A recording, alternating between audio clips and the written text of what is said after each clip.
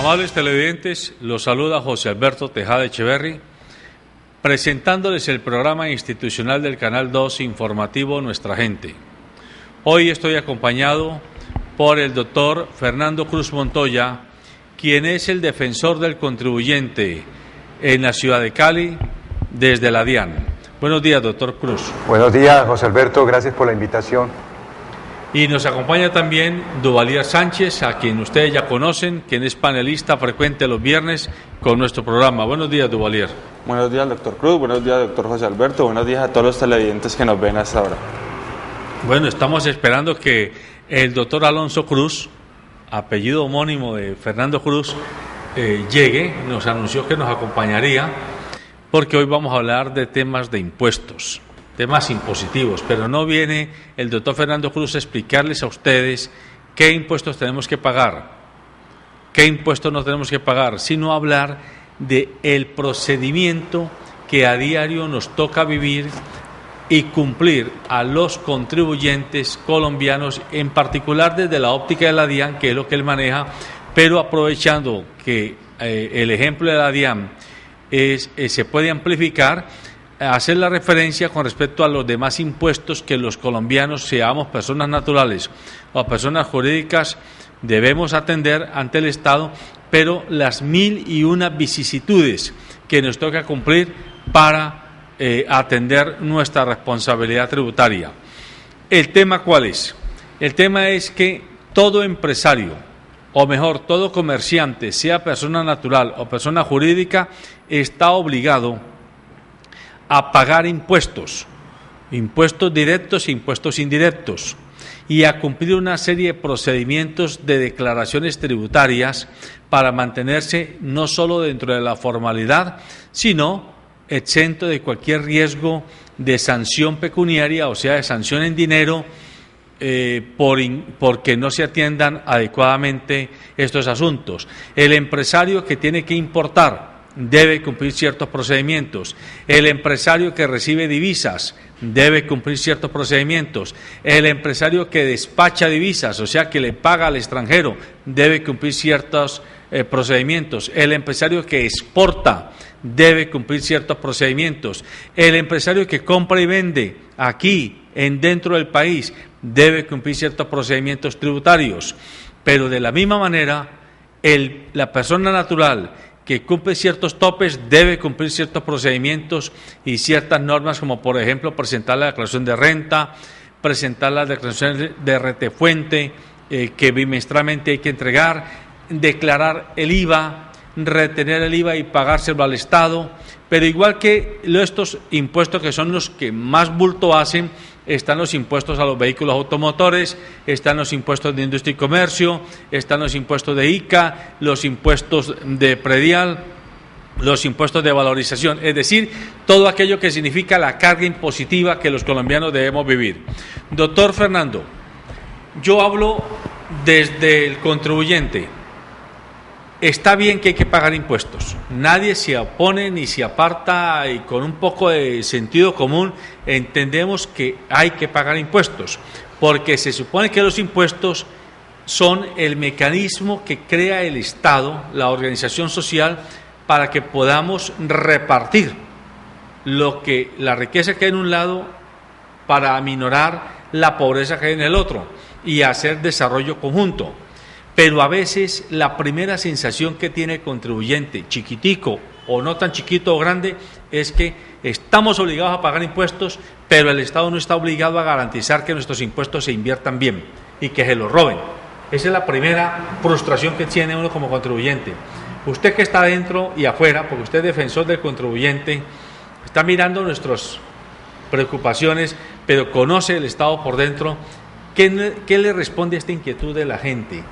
Que uno a veces dice, sí, la DIAN viene con todos los perros esos, los Rottweiler que sacó por allá una exdirectora de la DIAN y nos muerde la renta y hay que pagar porque si no hasta la cárcel vamos. Pero después nos damos cuenta que esa plata la han robado propios funcionarios de la DIAN. Explíquenos, por favor. Pues a ver, yo creo que una cosa es el cumplimiento de las obligaciones tributarias, que usted bien lo dice, que es para satisfacer las necesidades de un conglomerado, de un colectivo de la nación, y la otra es la responsabilidad que tiene el Estado frente a la administración y manejo de esos recursos. Lo que hace la DIAN como Dirección de Impuestos y Aduanas Nacionales es administrar ese recaudo, y los recaudos que se administran van a un fondo, van al Tesoro de la Nación, y quienes administran esos recursos directamente es el Ministerio de Hacienda y Crédito Público, y de acuerdo a unas políticas estatales, unas políticas de Estado, pues se direccionan esos recursos para satisfacer necesidades como educación, salud, vivienda, en fin, una serie de situaciones. Pero ahí está la condición humana de quienes administran los recursos para que en buena sabiduría, esos recursos sean eficientes y puedan lograr impactos importantes dentro de la sociedad y la comunidad. La gran frustración entonces es que los ciudadanos también toman como excusa el no pagar los impuestos para satisfacer las necesidades, pero hay que pagar los impuestos, pero también hay que exigirle a la administración pública, al mismo Estado, los que están responsables de administrar estos recursos, a que lo hagan bien y de manera honesta y transparente. Duvalier, como usted se está preparando para el ejercicio político futuro, entonces a usted hay que irlo fogueando en estos temas que son los más difíciles de digerir, y hay que hacer pedagogía a los ciudadanos.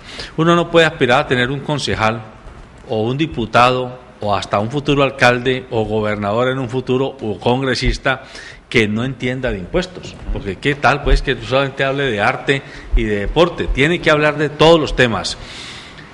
En esa práctica que usted a diario está jugando de liderazgo colectivo con sus compañeros jóvenes universitarios, ¿ustedes se han preocupado por el tema impositivo de la comunidad? ¿Han hecho alguna reflexión, algún ejercicio, algún seminario, algunos talleres donde ustedes se pregunten, bueno, el por qué y el para qué de los impuestos que se cobran a nivel municipal, a nivel departamental, a nivel nacional, los procedimientos de cómo se cobran, cómo se pagan y cómo se utilizan? Claro que sí. Lo primero que hay que decir es que en el año 2011 se debatió en el Congreso el Plan de Desarrollo, y allí tuve la posibilidad de estudiar y hacer algunas propuestas sobre la línea 6, que es Buen Gobierno para Todos, y allí está pues todo el tema que le apostaba esta administración, que le apostaba muy fuerte, y es la soberanía fiscal, que en ese momento no la tenía el municipio, y estoy hablando estrictamente del recaudo, que no lo tenía incluso en manos del municipio, sino que lo tenía tercerizado a través de una empresa denominada Sicali. Lo más nefasto que le puede pasar a cualquier administración o a usted en la casa es que usted no administre sus propios recursos, sino que los deje en manos de unos terceros. Allí identificamos varias cosas que creo que son las que ahora han generado todo este caos con el tema del pago de impuesto predial y valorización, y es porque Cali recaudaba pésimamente los impuestos. Por encima de Cali estaba Medellín, Barranquilla, Bogotá, Bucaramanga y Cartagena.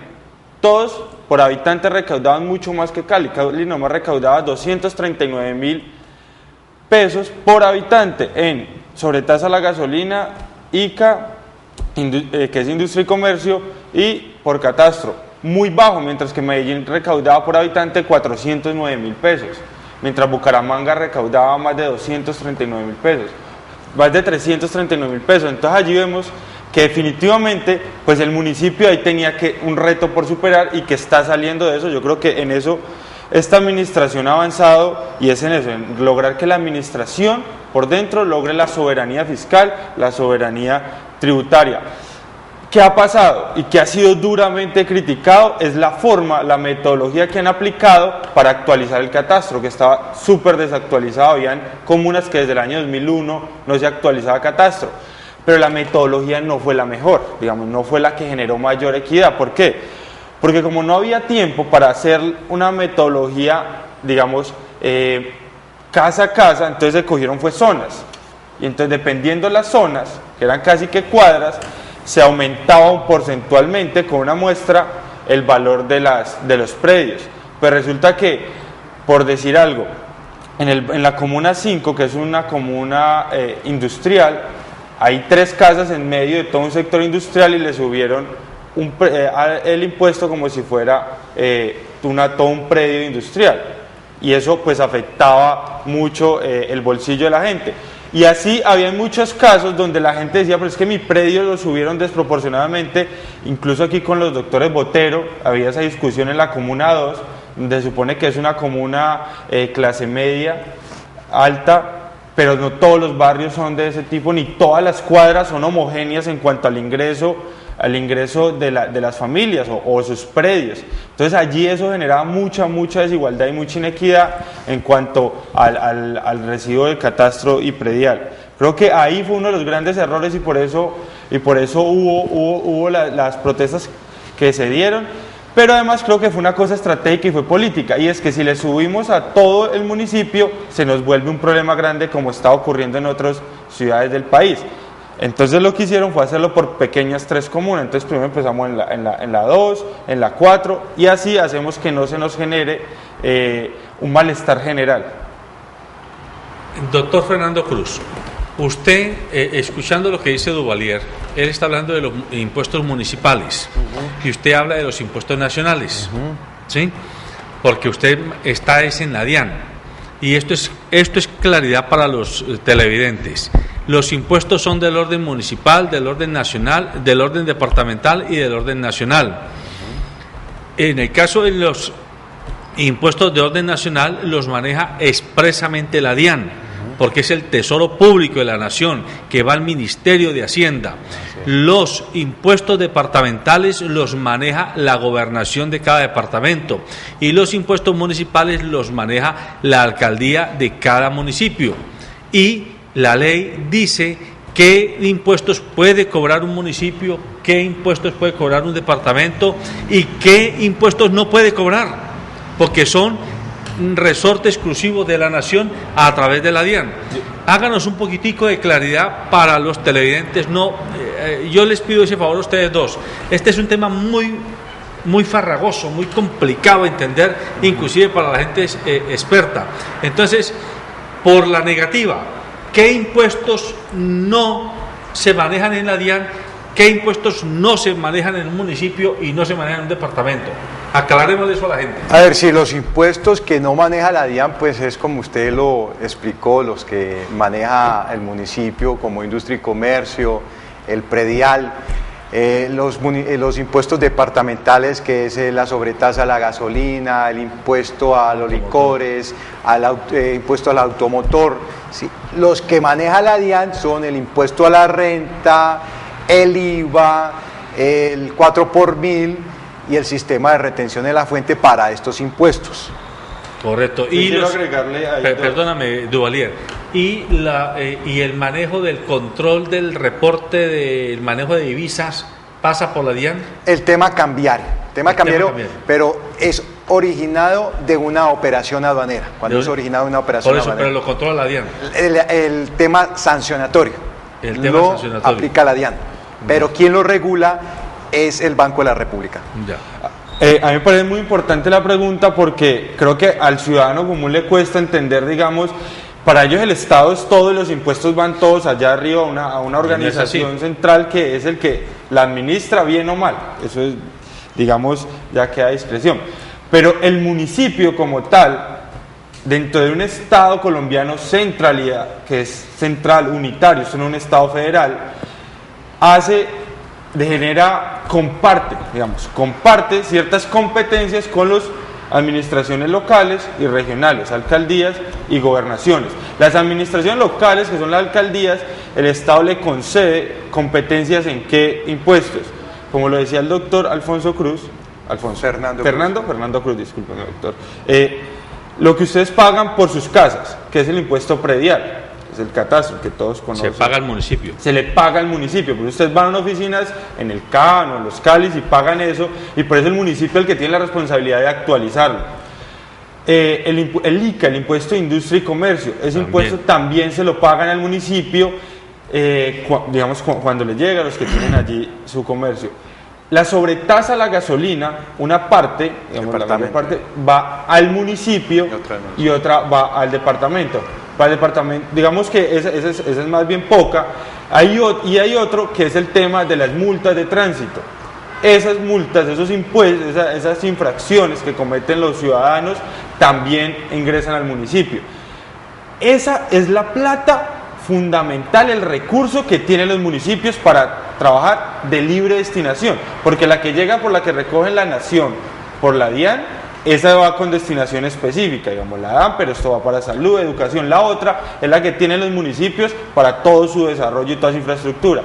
Y ya la gobernación tiene ya los que decía el doctor, en licores, en apuestas, en un poco de sobretasa a la gasolina y en los carros. Entonces comencemos a hacer, sigamos haciendo pedagogía, doctor Fernando, pero ahora expresamente vamos a hablar del IVA.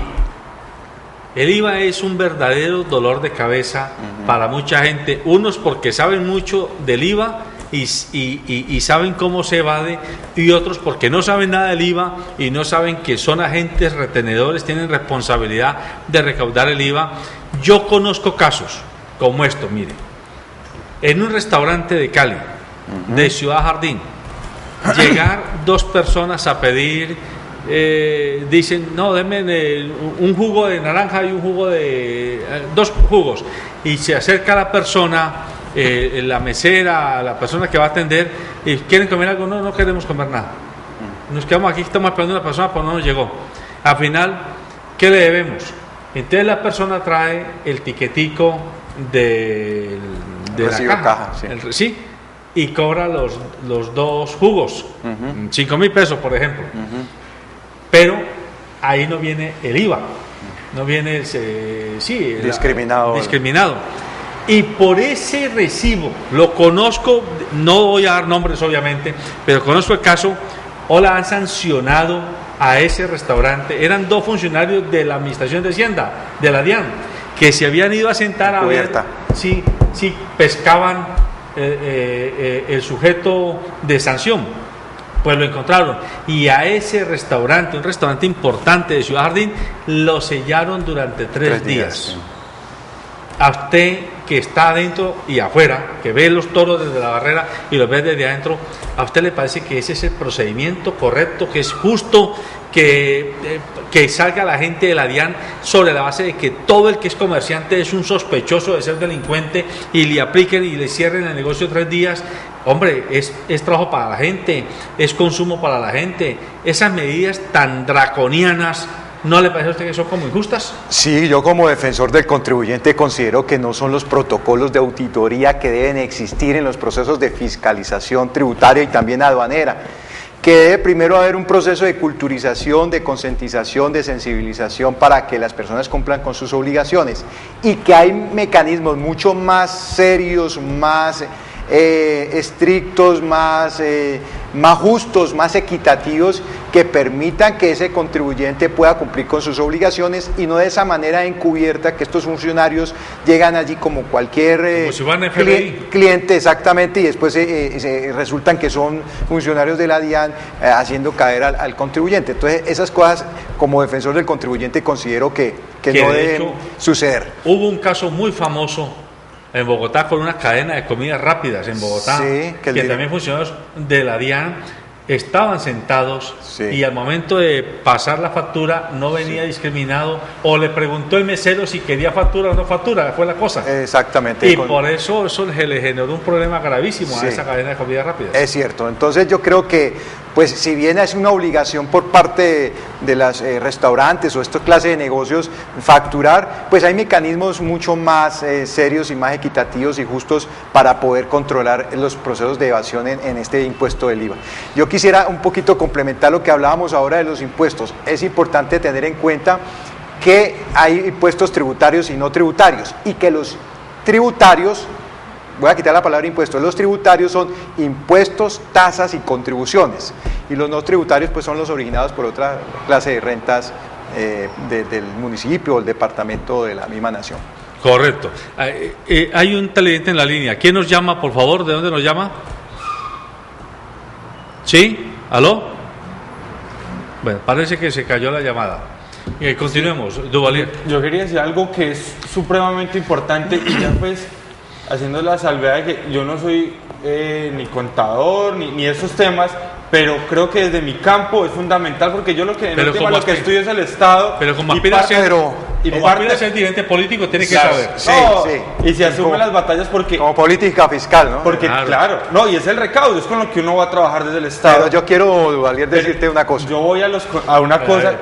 Dale. Y te voy a inquietar en este tema. Mira, la Constitución Política de Colombia habla del principio o política de desarrollo empresarial. El 333 habla de desarrollo empresarial, que el Estado debe fomentar las organizaciones empresariales y que sean productivas y que contribuyan al Estado.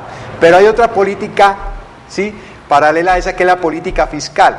Y muchas veces la política fiscal, que está netamente conllevada al tema de recaudo, en la práctica, cuando la DIAN la ejercita, la lleva a cabo, empieza a ir en contra del desarrollo empresarial. ¿Qué puedes decir tú como politólogo? ¿Qué pasa con el Estado cuando esas políticas de Estado se contraponen? Lo que pasa es que ahí sí es de la visión del Estado en cuanto al desarrollo económico. Esta discusión la tuve alguna vez con MAPI, porque MAPI Velasco trabajaba hace muchos años en el Ministerio de Industria y Comercio, ahora volvió a una agencia que se llama Impulsa, y cuando aspiraba decía, sus temas básicamente eran emprendimiento y cómo hacer para que Colombia aumentaran el tema de las empresas, de emprender, porque ella decía que hay unas barreras que ponía el Estado con la legislación tributaria para que la gente formalizara, digamos, sus empresas y sus productos y lo que comercia.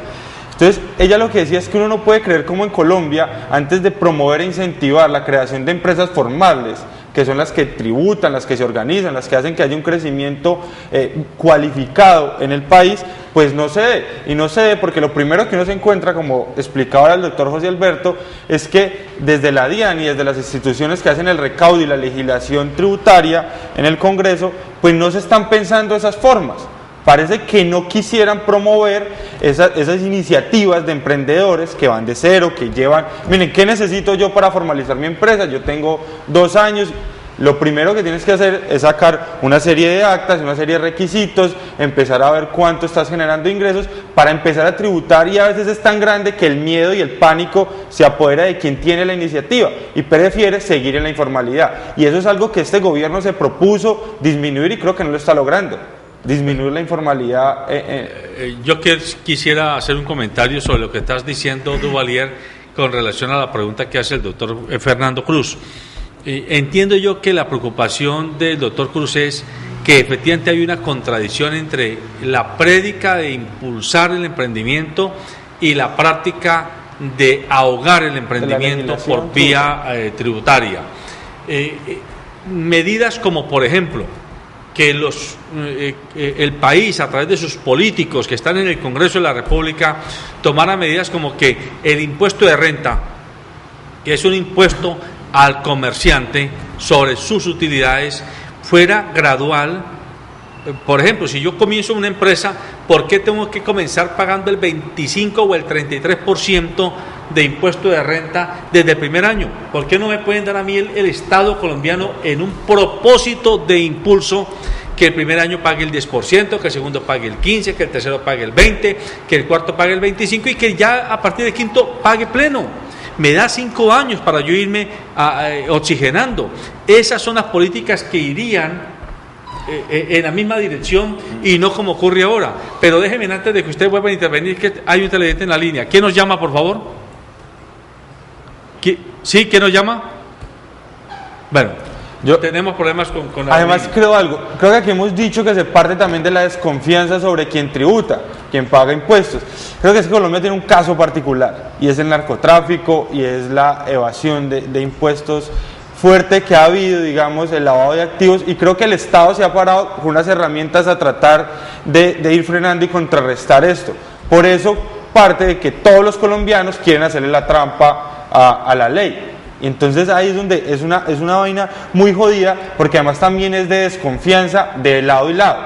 O sea, el colombiano dice, el empresario, ¿yo para qué voy a pagar si allí se van a robar la plata? Entonces busco las formas de evadir, que es ilegal, o de eludir, que es con la ley, busco la forma, de limitar el efecto en el impuesto, en el pago.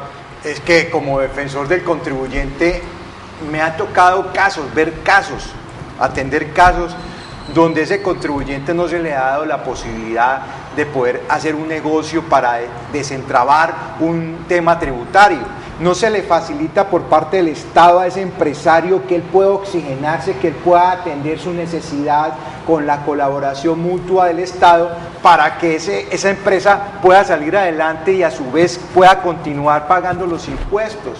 En el tema aduanero lo mismo, hay importaciones que ha hecho algunos usuarios y que yo he atendido cuando un director de una seccional de aduanas no es capaz de decir que es su cliente, que la DIAN dice que es cliente, que el contribuyente y usuario aduanero es un cliente, no lo atiende como un cliente, sino que con desfachatez lo deja suelto para que las mercancías queden en abandono y posteriormente esas mercancías quedan a nombre del Estado. Y la solución que da los funcionarios de la aduana es que compren las mismas mercancías que se le están declarando en abandono. Entonces, ¿dónde está ese desarrollo empresarial armonizado con la atención, el impulso emprendedor de las empresas que quieren hacer patria en esta nación? Además, doctor Fernando, usted debe tener muchísimos ejemplos.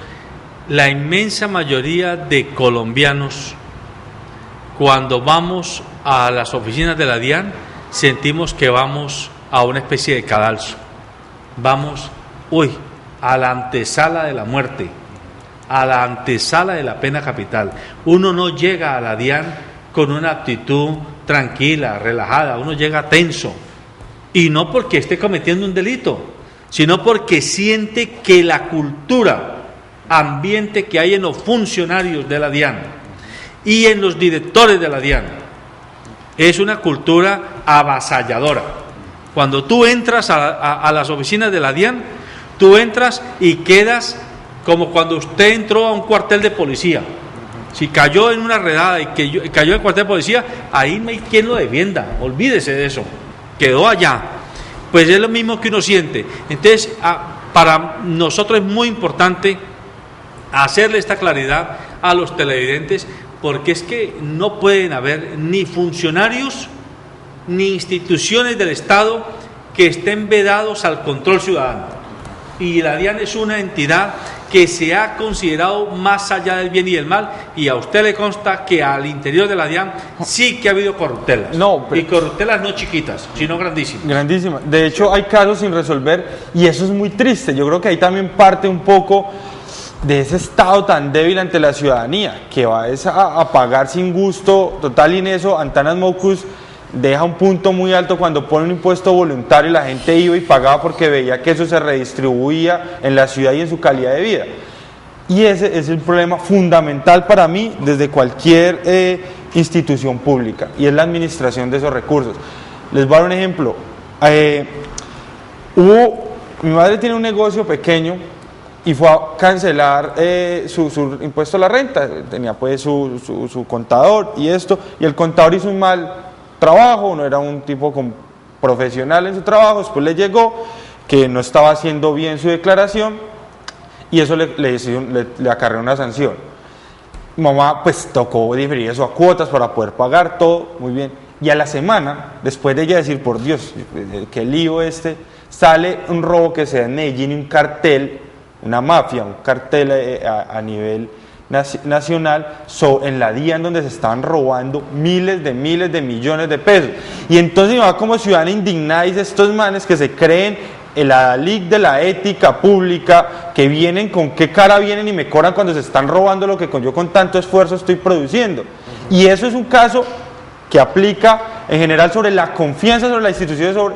Yo deposito mi impuesto esperando que eso se redistribuya bien, yo no lo voy a ver de pronto de manera directa, pero indirectamente estoy esperando esto, y después salen estos casos. Eso es perverso para la confianza sobre la institución. Es un mal ejemplo. Mire, nosotros en la Defensoría lo que tenemos como capital humano es la autoridad moral, porque el día que nosotros perdamos autoridad moral en la Defensoría, apague y vámonos. ¿Cómo vamos a pronunciarnos técnicamente, jurídicamente, ante las diferentes instancias de la DIAN, si podríamos ser parte de lo mismo. Ahí perdemos toda credibilidad.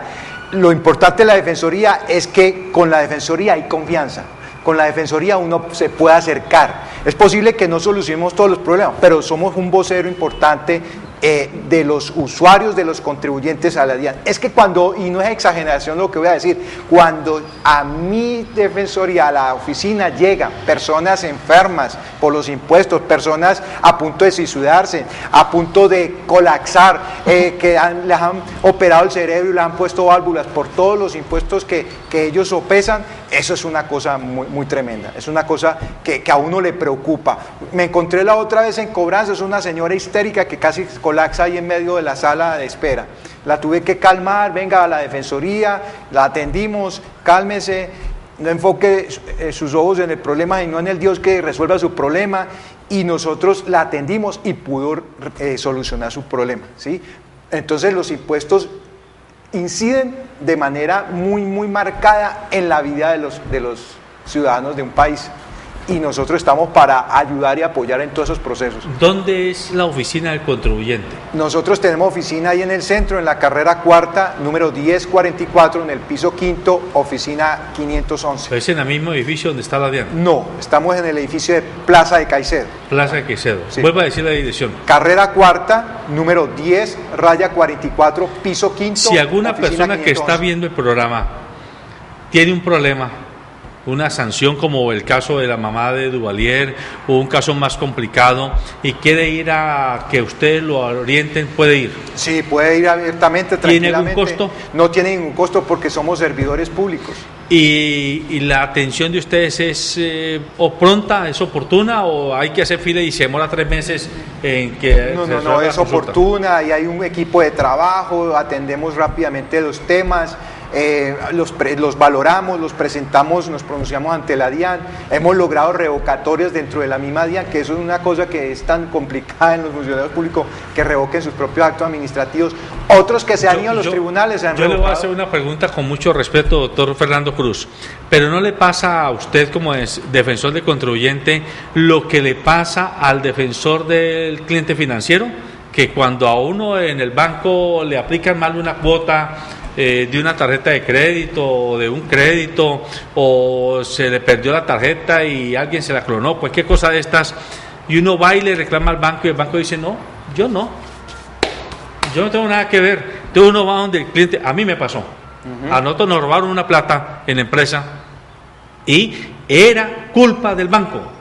Era evidente que el banco nos habían falsificado las firmas, nos habían falsificado el cheque, el sello, era culpa del banco. Pues el banco, ni velas, no tuvo nada que ver, ¿no? Nada que ver. Entonces nos recurrimos al defensor del cliente financiero.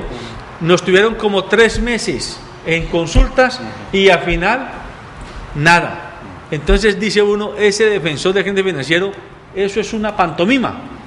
Lo digo de nuevo con mucho respeto, en el caso del defensor del contribuyente, sí tiene dientes, sí tiene posibilidad usted de incidir para que defienda al contribuyente. Yo sé lo que usted me está diciendo, porque claramente años atrás quise hacer una red de defensorías del sector servicios públicos, financiero, del foco social, tema de contribuyente y usuario aduanero, invitar al cliente financiero de un banco, un defensor, y no, tenía que pedirle permiso al presidente del banco. Claro. Entonces, ¿para qué sirve eso? Entonces aquí no pasa nada. Nosotros hemos avanzado, estamos en proceso de construcción, la Defensoría está fortaleciéndose.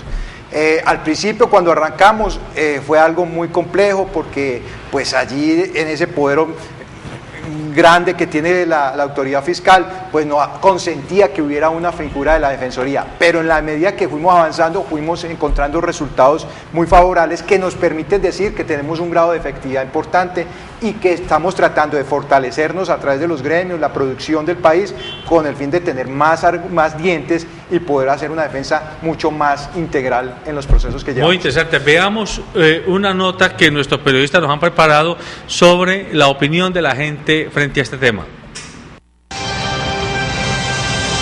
Vine a pedir un pasisalvo de predial. Resulta que yo pagué el año completo y hubo una falencia ahí que me llegó el recibo de los 3 últimos meses debiendo. Para eso sí fui al Cali 2 veces y ya luego vine aquí, que fue hoy, pero me fue bien, ahí lo que me dijeron es que muchas veces los bancos se demoran para pagar, esa es una nota muy buena.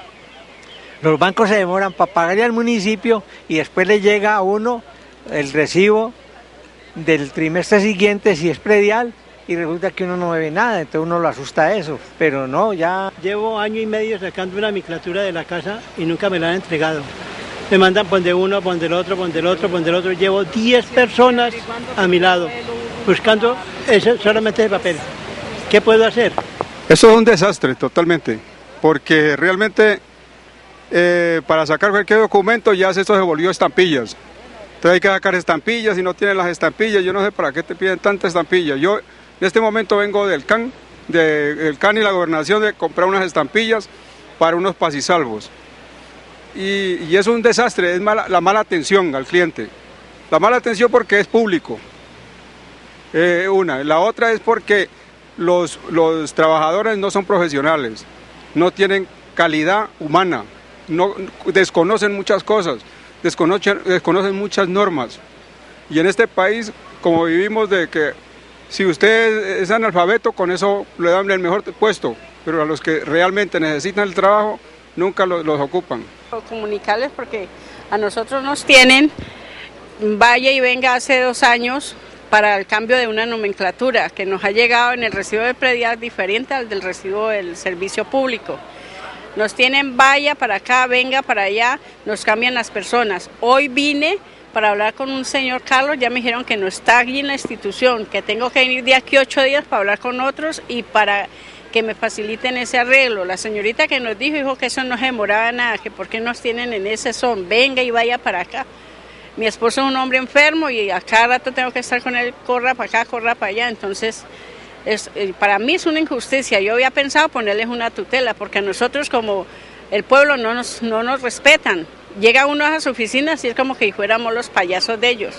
Entonces yo pido eso, de que algún jefe mayor de ellos miren lo que están haciendo. Ahora 15 días vine y en vez de estar atendiendo el público, estaban decorando con Halloween y todos, y búrlense y déjenlo a uno ahí sentado, hasta que me tocó que enojarme. Entonces ya me dijeron que me tocaba con el señor tal, y hoy que vengo ya no está el señor, que me toca venir 18 días para ella llevarme a otra oficina para a ver qué solución me dan de esto. Entonces yo quiero que por favor nos respeten, que nosotros somos personas valiosas. Aclaramos que las notas que preparamos se hicieron en el CAN porque cuando mandamos nuestros periodistas a la calle 11 con carrera tercera, donde está la DIAN, los vigilantes y algunos supuestos funcionarios con autoridad de la DIAN sacaron a nuestros periodistas de las instalaciones y además les impidieron que sobre la calle 11 y carrera tercera hicieran tomas y entrevistas, porque según cuenta la DIAN es una entidad oficial y que no hay posibilidad de hacerlo.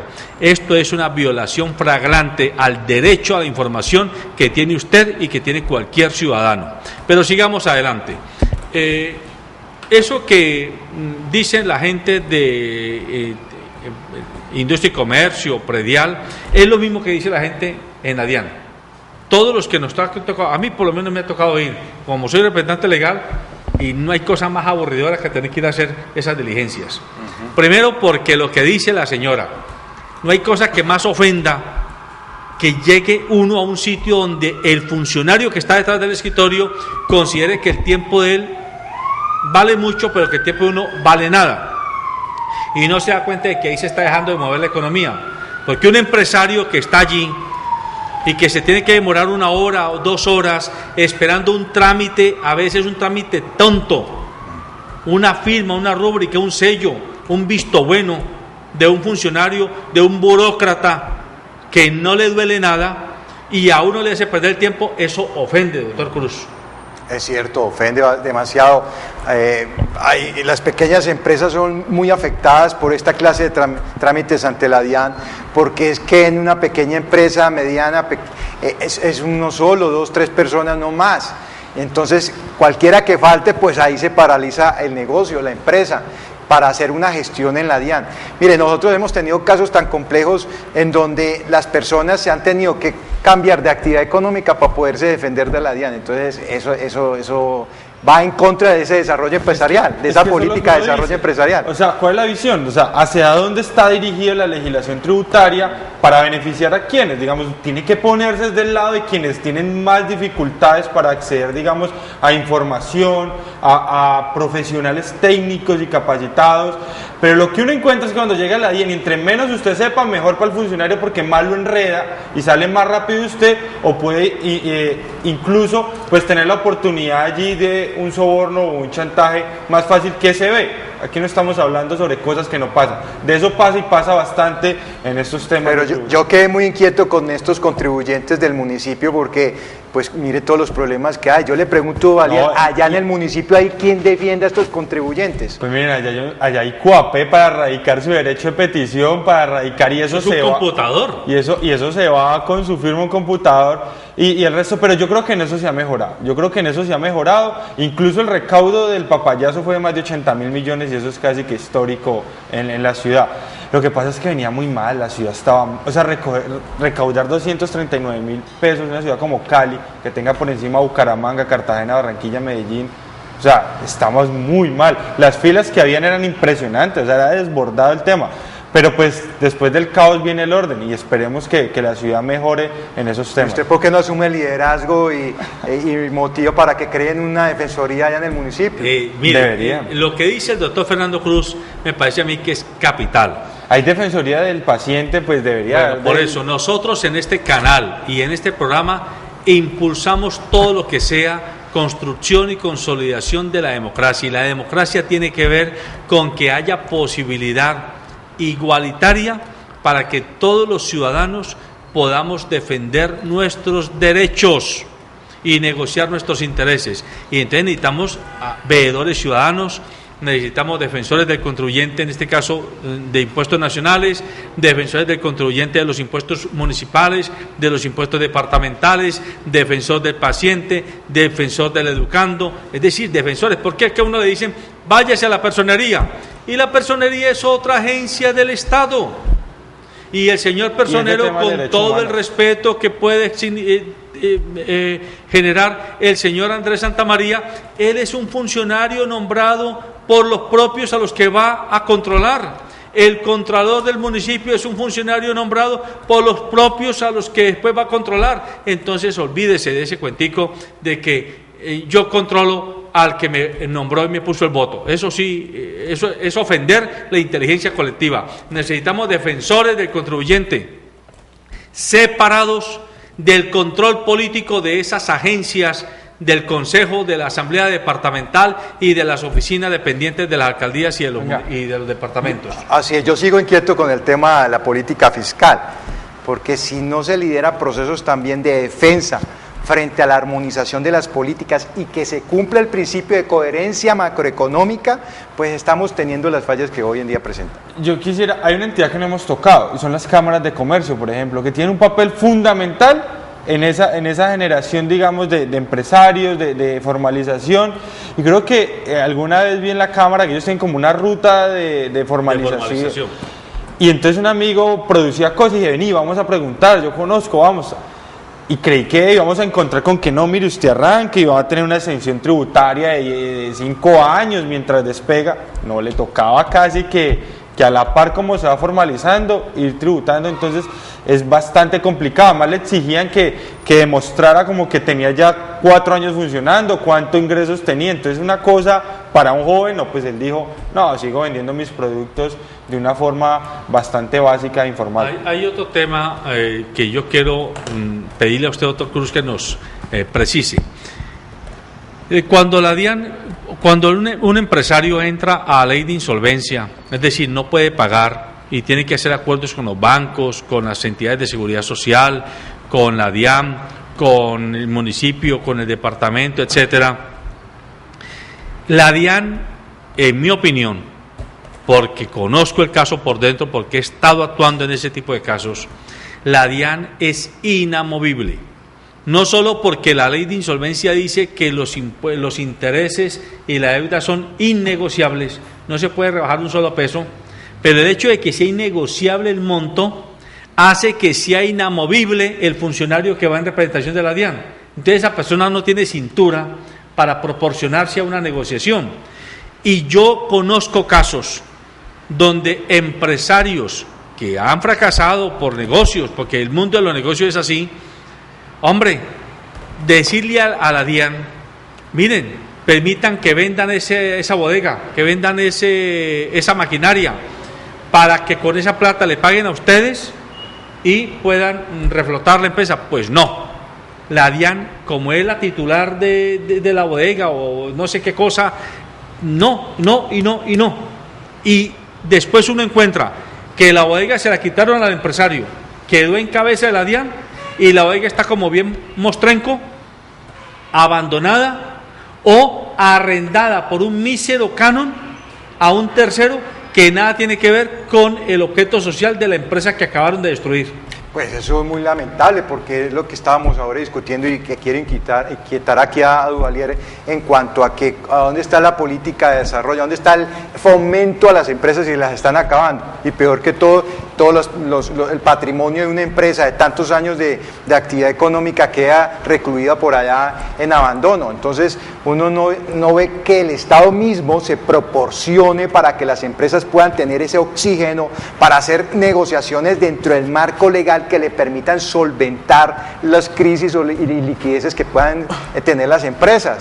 Entonces eso es un tema bien delicado. Es decir, si bien la norma no permite mucha, digamos, flexibilidad en cuanto a todos estos temas de intervención económica, hay casos como este que usted expresa que sí se podría por parte de la DIAN, guardando las garantías necesarias para poder desentrabar esa clase de situaciones que ponen en crisis y en desaparición casi que forzada de una empresa para que pueda tener capital y pueda seguir operando. Porque, perdóname, Duele, y esto es un llamado a los funcionarios públicos, porque como ellos no entienden de lo que usted llama el lenguaje de la economía. Exacto. No entienden que una empresa vale si está en marcha, es decir, si está prendida.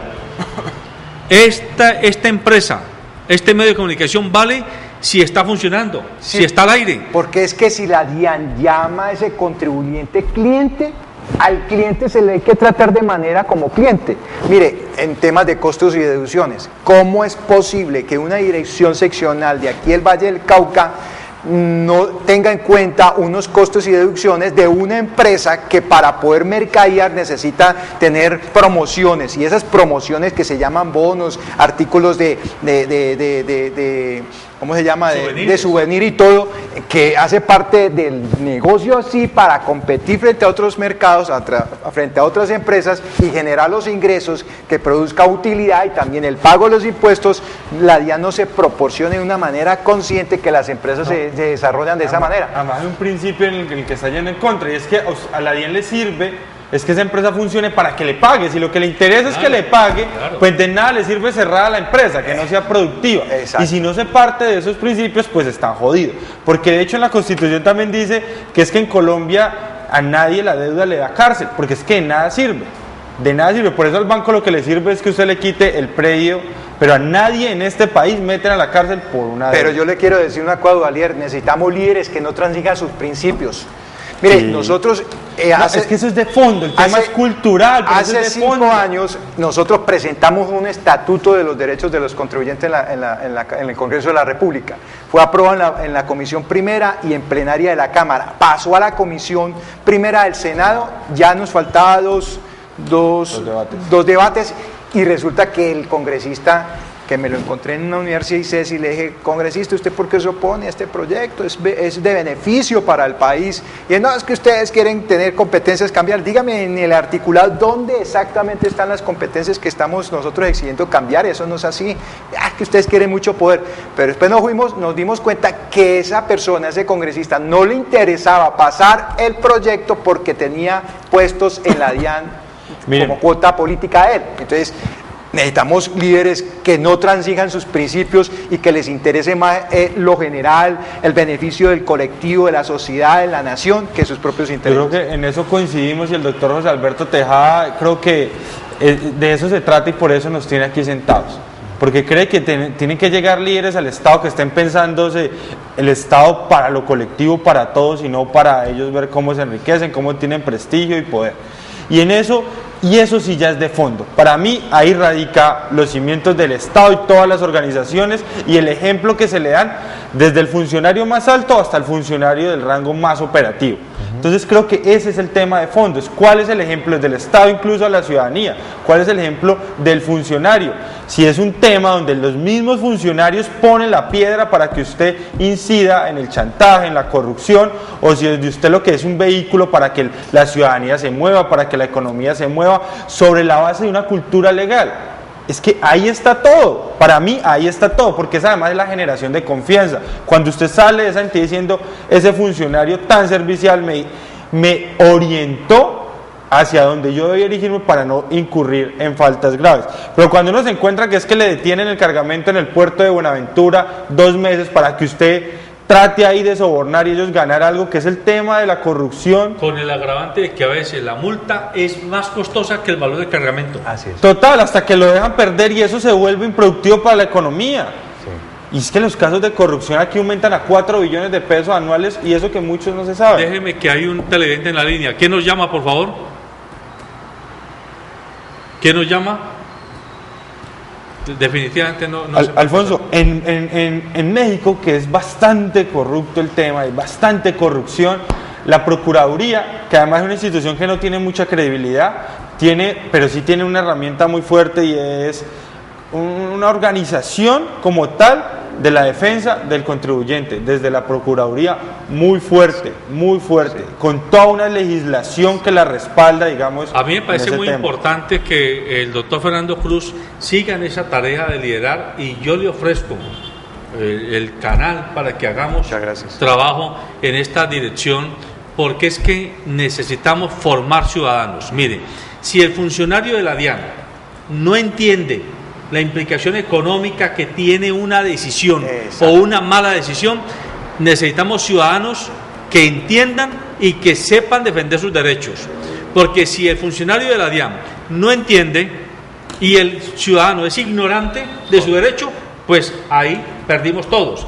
Si el funcionario no entiende, pero el ciudadano sí conoce sus derechos, puede encartar al funcionario de la DIAN y obligarlo a que repiense las cosas. Así es, mire, yo creo que lo que tú has dicho es muy importante, que cuando el funcionario vaya a tomar una decisión en una actuación administrativa, sepa cuáles son los efectos que puede causar, los daños que puede causar frente a esta empresa y frente a la economía.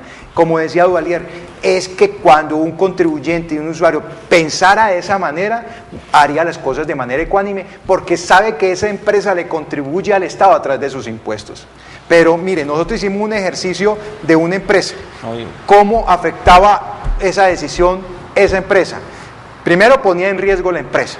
Segundo, tenía que provisionar los recursos porque ese caso de esa empresa tenía que ir a los tribunales.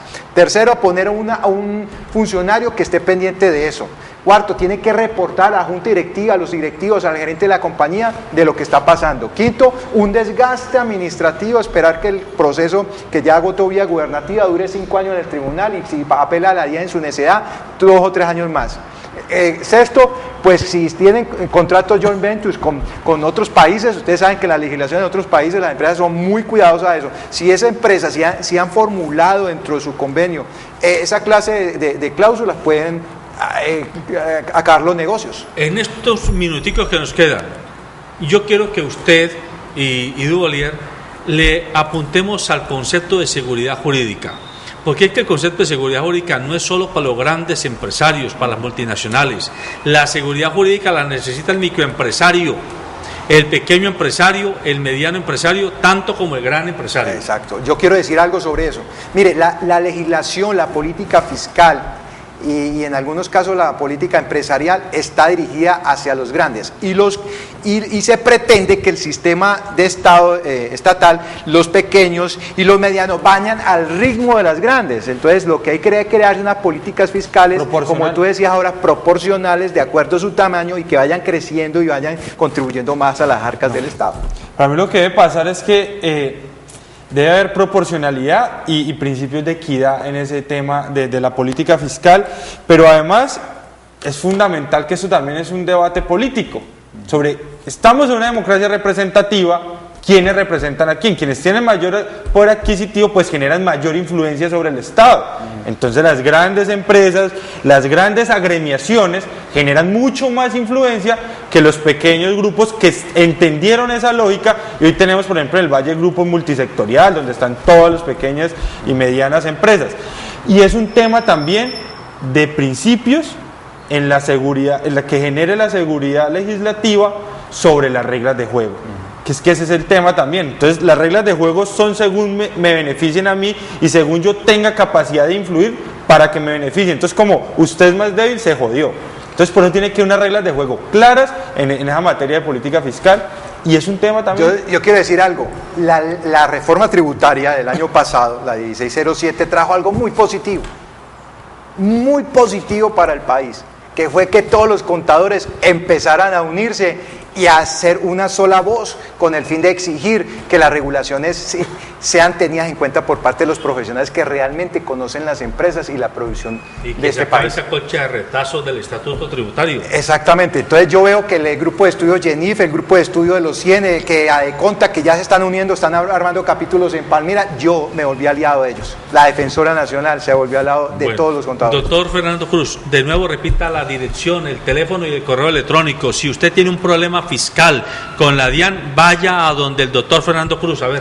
La dirección, pueden ir personalmente a la carrera cuarta, número 1044, piso quinto, oficina 511 del edificio Plaza de Caicedo. Edificio Plaza de Caicedo. Ahí en el centro de la ciudad. Y pueden llamar al 885-8914 o me pueden escribir al fcruzm@dian.gov.co.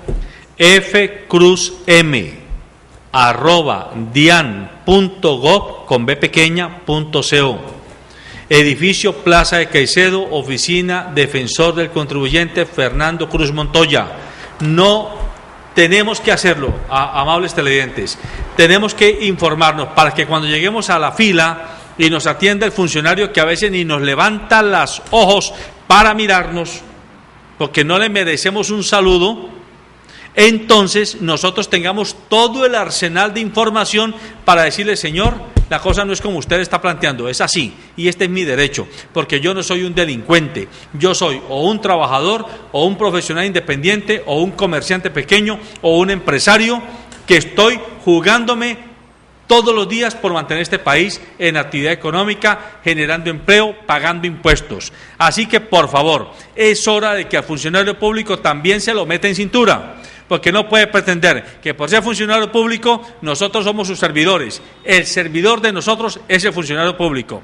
Y la invitación a Duvalier y a los politólogos jóvenes que aspiran a gobernar la ciudad, el departamento y el país, es a que también se informen y se formen en temas tan áridos, tan complicados, pero tan definitivos como los económicos y los tributarios que afectan la cotidianidad de comer o no comer, de tener o no tener patrimonio por parte de los colombianos. Buenos días.